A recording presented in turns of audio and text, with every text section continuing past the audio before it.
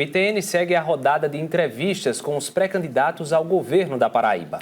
E nesta terça-feira estamos recebendo nos estúdios da Rede ITA o pré-candidato do Partido Liberal, o PL, Nilvan Ferreira. Seja muito bem-vindo. Boa noite, pré-candidato. Boa noite a todos. Muito obrigado pelo convite. Espero que hoje a gente discuta aqui muitos temas de interesse da Paraíba e para o futuro desse estado. Conheça agora um breve perfil do nosso entrevistado de hoje. Nilvan Ferreira é natural de Cajazeiras, no sertão da Paraíba. É jornalista e apresentador de TV.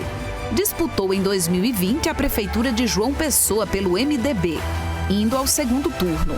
Nilvan é pré-candidato ao governo da Paraíba nas eleições 2022 pelo Partido Liberal, o PL. Nossa entrevista será dividida em 2 blocos. Nesse primeiro, o pré-candidato irá responder a 5 perguntas sobre temas gerais e terá o tempo de 1 minuto e 30 segundos para cada resposta. Teremos um cronômetro na tela para garantir tempo igual para todos os entrevistados. Caso o entrevistado exceda o tempo combinado, ele será educadamente interrompido por nós. Aqui com a gente o nosso colunista político, Arimateia Souza, que também irá conduzir a entrevista de hoje. Boa noite, Ari. Boa noite para vocês. É hora de o telespectador aprimorar a escolha do seu voto. E eu já começo perguntando, viu, candidato, o que lhe motivou a trocar os microfones enquanto comunicador pela política e dessa vez como candidato ao governo da Paraíba? Um sentimento perceptível de forma muito clara no eleitor da Paraíba por mudança. As pessoas estão cansadas de entrar governador, sair governador, e hoje em todos os debates particulares com os segmentos da sociedade, eu quando elenco os problemas desse estado, eu discuto hoje os mesmos problemas que nós discutíamos há 20 anos atrás, por exemplo. Não tem como a Paraíba continuar com o seu eixo principal de desenvolvimento, discutindo um projeto que foi discutido até hoje, que não funcionou, um projeto que fraquejou, que fracassou. O modelo de desenvolvimento desse estado, ele está fragilizado, não correspondeu àquilo que a sociedade esperava, e é por isso eu acho também que há uma percepção muito clara no eleitor, no cidadão da Paraíba, no cidadão paraibano, de optar hoje por mudança. A Paraíba está falando de uma forma muito clara que nem vai querer voltar ao passado, nem vai continuar na mesmice que se encontra com um governo que não corresponde aos anseios da população. Então, é esse sentimento claro que eu percebo de mudança que tem me entusiasmado muito a andar esse estado, a discutir com os segmentos organizados da Paraíba, a viajar muito e discutir um projeto que sirva como uma alavanca propulsora do desenvolvimento desse estado para os próximos 20, 30 anos. O senhor comemorou há pouco tempo a redução do ICMS nos combustíveis que foi liderada pelo presidente Bolsonaro. Que compromisso o senhor assume de redução do ICMS em relação a outras mercadorias e serviços?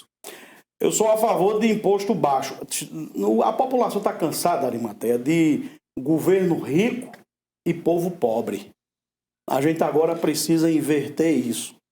Nós precisamos agora que o governo se sacrifique um pouco para que o povo possa ter oportunidades.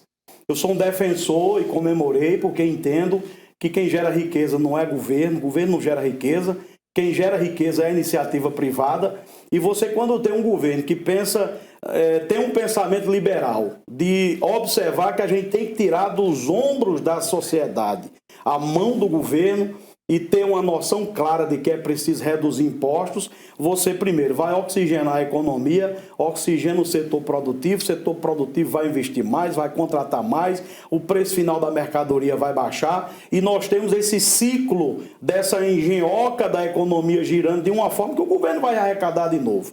O próprio discurso de que reduzir imposto baixa a arrecadação está caindo por terra quando a gente analisa. Mas quais setores de serviço pretende reduzir? Eu acho que eu vou manter, a gente tem que manter a baixa no ICMS dos combustíveis e acho que nós temos, por exemplo, itens da cesta básica, alguns nós vamos baixar a partir de 2023. Os equipamentos para irrigação, nós vamos também baixar ICMS, porque eu vou ter um grande projeto para utilizar as águas de São Francisco. Então, acho que nós vamos avançar muito nessa questão da redução de impostos.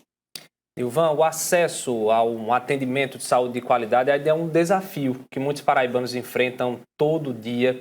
Então, caso você seja eleito, o que é que você pretende fazer para mudar essa dificuldade que os paraibanos ainda enfrentam aqui no estado? Primeiro, fechar a torneira da corrupção. Nós tivemos aí o resultado do que representou a Operação Calvário, onde nós tivemos aí juntando o que foi desviado na saúde.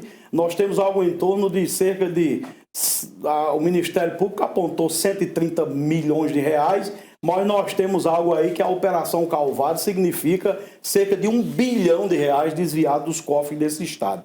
Pessoas morreram nas filas dos hospitais, esperando a UTI, esperando o atendimento. Primeiro nós vamos fechar essa torneira da corrupção, desaparelhar o Estado. O Estado continua com os mesmos tentáculos que Ricardo Coutinho engembrou nesse Estado. Nós temos esse mesmo esquema funcionando no governo do atual governador João Azevedo. Então nós vamos primeiro fechar essa torneira, fazer uma saúde planejada, de forma estratégica, trazer um técnico, um executivo que entenda de saúde para ser o secretário de saúde. Eu não negocio com político essa secretaria. Recuperar os 23 hospitais, equipá-los. Os hospitais âncoras em cada região precisam ter centros de diagnóstico por imagem. Nós precisamos colocar UTI onde não tem UTI nesse estado e, acima de tudo, fazer com que a rede funcione na média e na alta complexidade. A saúde nesse estado precisa chegar a quem realmente precisa, porque quem tem dinheiro paga um plano de saúde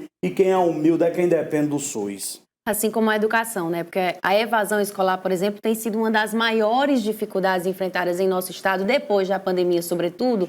Problemas de infraestrutura nas escolas, alunos sem conseguir ir à escola. Quais seriam, então, as suas soluções, caso seja eleito? Primeiro, fazer o que esse governo não fez por incompetência, por falta de compromisso, de pelo menos cuidar na infraestrutura das escolas nos 2 anos que nós tivemos a educação fechada.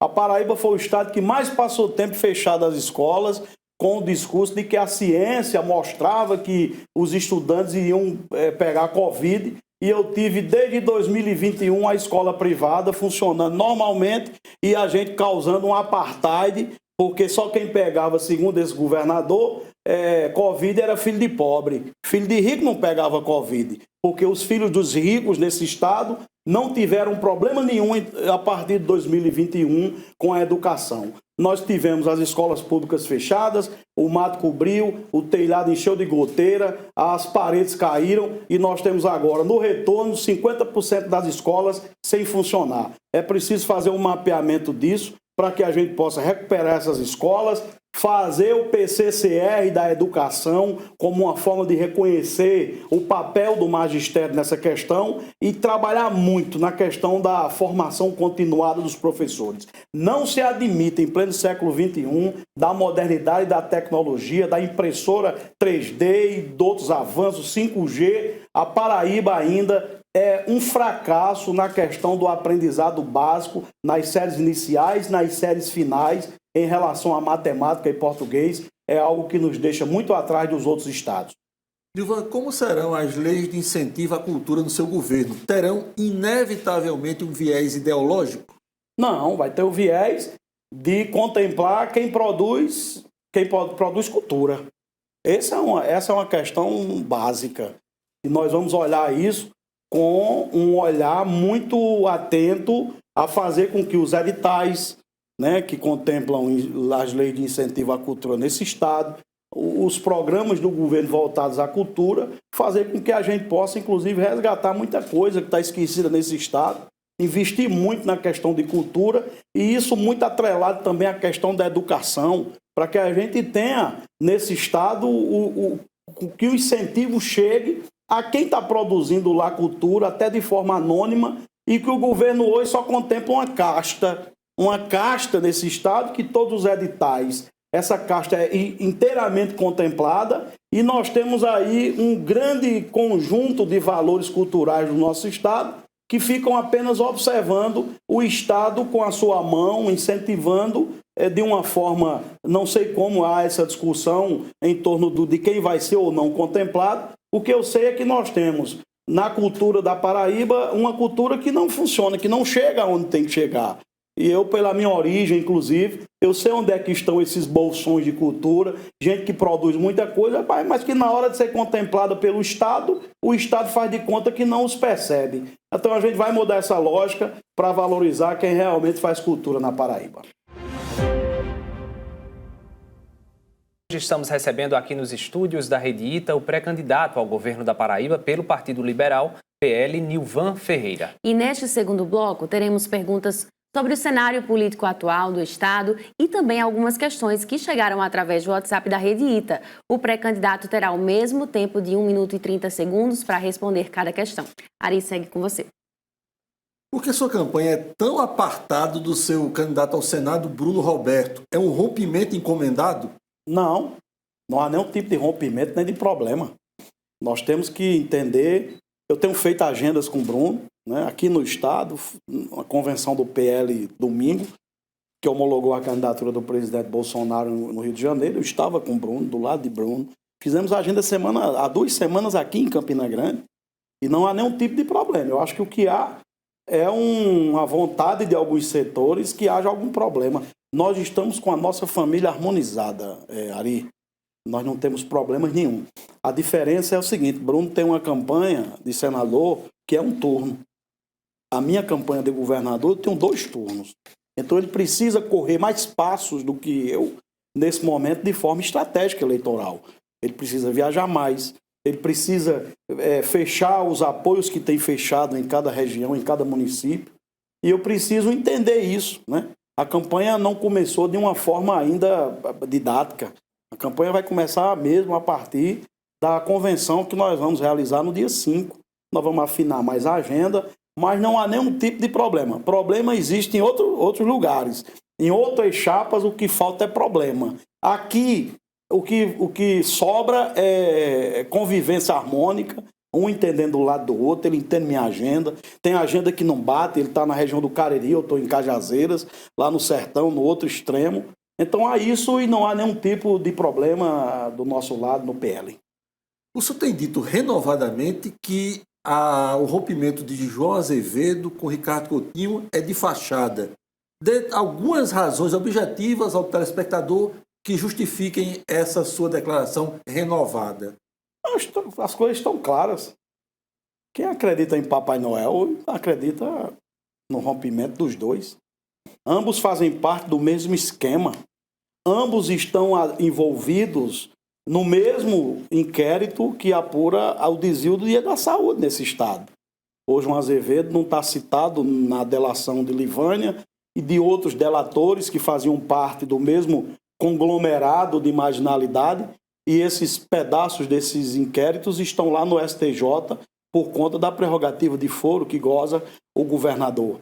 Qual é o sentido, por exemplo, de uma forma prática, que João faz questão de não ter um candidato a senador competitivo ali? Você é um analista político e você, com mais experiência nesse nicho do que eu, sabe muito bem como é que um governador, na cadeira de governador, não tem um candidato a senador competitivo, né? Ou as pessoas não perceberam que isso é uma estratégia. João não tem um candidato a senador competitivo porque ele não pode ter um candidato que prejudique Ricardo. Isso há um grande entendimento entre Lula, Ricardo e João, que João não pode ter um candidato que tire voto de Ricardo, porque o senador da esquerda, né, é Ricardo Coutinho. Então isso é um grande jogo de comadres e compadres. A bandidagem ela sabe muito bem trabalhar nessas horas e eles fazem um jogo combinado na tentativa de enganar a população, mas a população a cada dia acorda e conhece a verdade. Candidato, a gente aqui na Rede Ita também tem a participação do público que está em casa. Mandaram perguntas para que a gente pudesse passar para você e a gente faz agora o primeiro questionamento, que chegou através do WhatsApp da Rede Ita. É a mensagem do nosso telespectador Alberto Batista, do sítio Capim Grande. Que ações o senhor pensa em colocar em prática para as pessoas que vivem no campo, os agricultores e os produtores da Paraíba? Recuperar o setor agropecuário desse estado. O setor agropecuário na Paraíba, nos últimos anos, ele foi dizimado. Nós temos hoje culturas enfraquecidas, nós éramos grandes produtores de determinadas culturas. A nossa pesquisa em relação ao nosso rebanho, a sêmen, a tudo isso mais, ela fracassou, ela está desamparada, está desprotegida pelo Estado. Pegaram a Secretaria de Agricultura do Estado e trataram como negociação política, e isso terminou por acabar com o setor agropecuário. Nós temos, por exemplo, o Parque de Exposição de Animais de Campina Grande, que é um negócio, é uma aberração você ir lá e ver o grau de compromisso do Estado com esse segmento. É por isso que eu estou plantando a ideia de que a gente precisa olhar com o setor agropecuário com um olhar diferente. Fazer com que o setor agropecuário seja restabelecido, seja recuperado e seja uma mola propulsora importante na recuperação econômica desse Estado. Eu vou dar um exemplo muito claro disso. As águas de São Francisco, eu vou olhar em outro patamar. As águas de São Francisco transformarão o sertão do Estado e o Cariri na Petrolina do futuro. E nós vamos fazer com que o Estado assuma essa responsabilidade dentro de um grande projeto para construir as bases pilares da economia desse Estado para os próximos anos, e o setor agropecuário é fundamental nisso. Vamos agora a mais uma questão, né, Poli, que chega mais através uma do pergunta WhatsApp. aqui de um nosso telespectadora Selma Feitosa. Como o senhor pretende conquistar o voto feminino, já que as mulheres são maioria do eleitorado? Quando eu falo da saúde, recuperar a saúde, eu estou falando na mulher.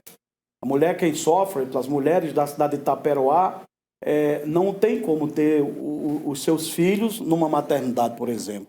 Ah, e onde é que vocês têm as crianças aqui, Nilvan? Uma parte vai para Campina, outra parte vai para Patos e a outra parte ganha na BR. Poxa, como é que a outra parte ganha na BR? Porque quando dá a dor de ter filho, para ter um menino, né, para parir, tem que pegar um táxi, pedir um carro a um vereador, a um líder político, que eles querem um povo dependente deles nesse aspecto, e no caminho para Patos ou para Campina Grande a criança termina nascendo dentro do carro.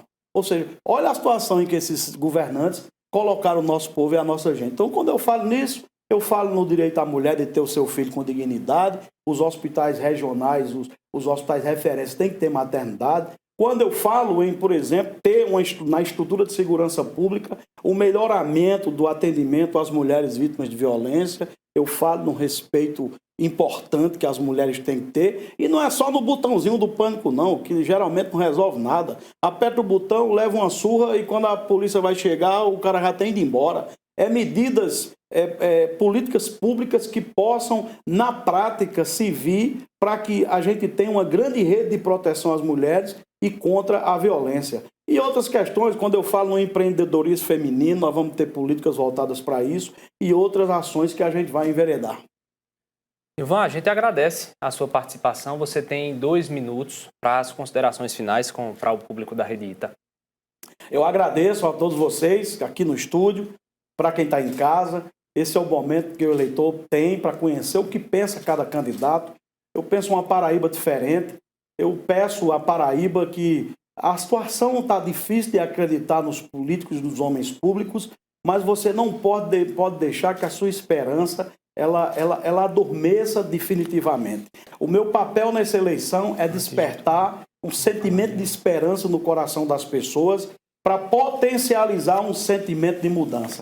A Paraíba não quer votar em candidato a governador, que inclusive já foi prefeito de Campina Grande e deixou 4 meses de salário atrasado, deixou a cidade coberta de lixo, que fez uma gestão que não agradou o povo de Campina Grande, está atrelado a Ricardo Coutinho, a outras figuras que compõem o cenário policialesco, né, desse estado.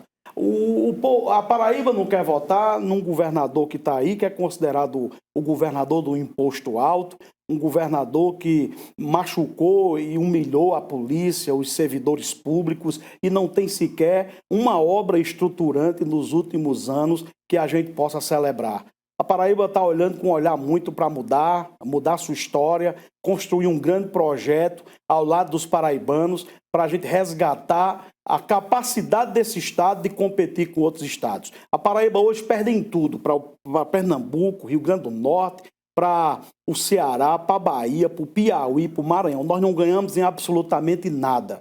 E a minha missão nessa eleição é, junto com um palanque forte que representa a reeleição do presidente Jair Bolsonaro, fazer com que a gente agora possa resgatar a nossa capacidade de construir pilares importantes. Porto de Águas Profundas, um grande projeto usando as águas de São Francisco, a mineração, energias renováveis, solar e eólica. É isso que eu tenho como mensagem principal nesse momento.